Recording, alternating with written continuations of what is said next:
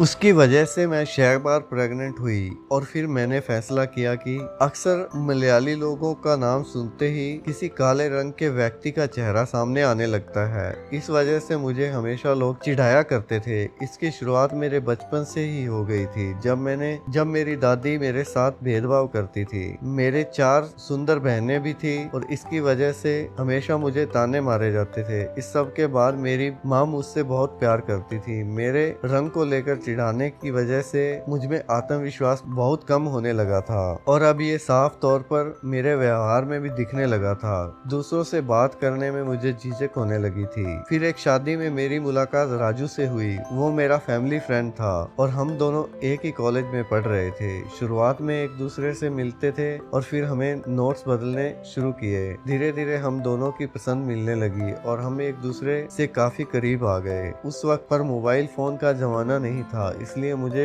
उससे बात करने में बहुत बेचैनी रहती थी। वो पहला ऐसा इंसान था जिसे मैं अपना पक्का दोस्त समझती थी। एक दिन उसने मुझसे अपने दिल की बात का इजहार कर दिया और मैंने उसके प्रस्ताव को स्वीकार भी कर लिया। उस समय मेरी उम्र 21 वर्ष हुआ करती थी और हम दोनों ने एक दूसरे को लगभग 4 साल से डेट किया था। राजू ने हम दोनों के बारे में अपनी माँ को बताने का फैसला लिया, लेकिन वो हमारे प्यार के खिलाफ थी। हमारे प्यार के खिलाफ होने की उसकी सबसे बड़ी वजह मेरा काला रंग ही था। राजू ने अपनी माँ को मनाने की बहुत कोशिश की थी, लेकिन वो नहीं मानी। हम दोनों का ब्रेकअप मेरे लिए बहुत दुखदाई था। नदी में जितना पानी होता है, शायद उस समय मेरी आंखों में भी उतने आंसू नहीं बहे होंगे। मैंने आत्महत्या तक करने की कोशिश की थी, लेकिन मेरी माँ ने मुझे बचा लिया। 23 वर्ष की उम्र में अपनी पढ़ाई पूरी करने तक मुझे शादी के लिए कई लड़कों ने रिजेक्ट किया और फिर इसके बाद मेरी शादी सुधीर से हुई। मेरे पति मुंबई में काम करते थे, इसलिए मुझे भी उनके साथ मुंबई आना पड़ा। हमारी शादी जिंदगी बहुत अच्छी चल रही थी और मेरी एक बेटी भी हुई जिसका नाम हमने अम्मू रखा था। लेकिन फिर भी मेरे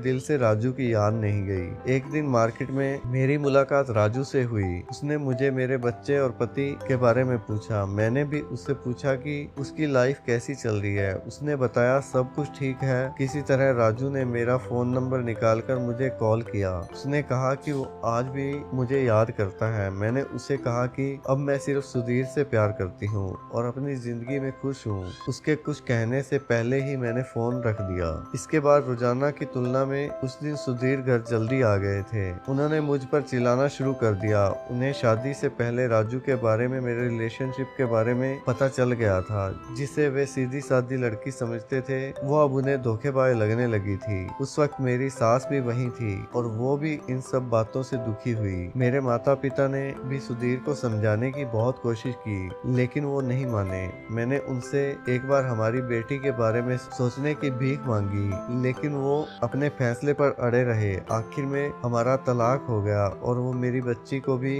अपने साथ ले गए। उस वक्त राजू मेरी जिंदगी में वापस आया और मेरे परिवार से शादी के लिए मेरा हाथ मांगा। तब उसका भी तलाक हो चुका था। मैंने उससे नफरत करती थी और चाहती थी कि वो मुझे अकेला छोड़ दे। उसकी वजह से मेरी पूरी दुनिया उजड़ गई। वहीं दूसरी ओर मेरी माँ उससे शादी करने के लिए मुझ पर दबाव बनाने लगी। उन्होंने मुझे अपनी 4 बहनों की खातिर राजू से शादी करने को मजबूर किया।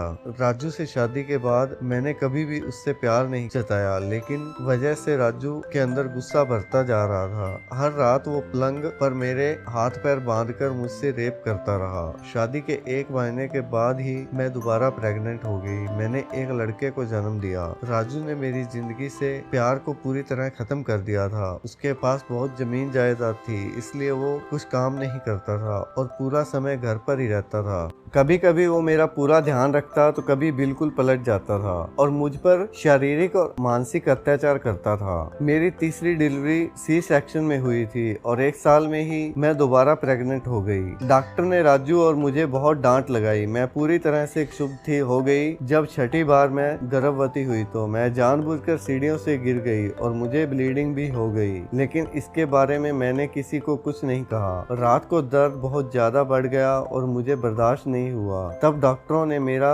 यूट्रस निकालने को कहा। यह गलत होता है, लेकिन मेरे केस में ये सही रास्ता था।